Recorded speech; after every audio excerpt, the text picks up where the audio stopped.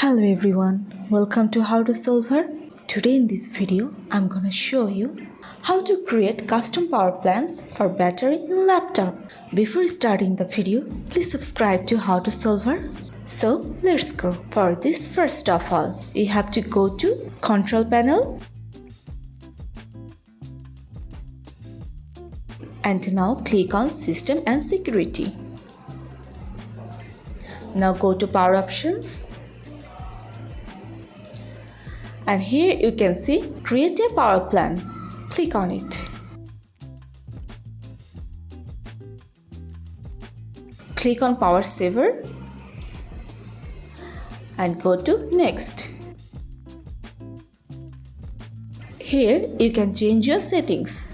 After creating your settings plan, then click on Create.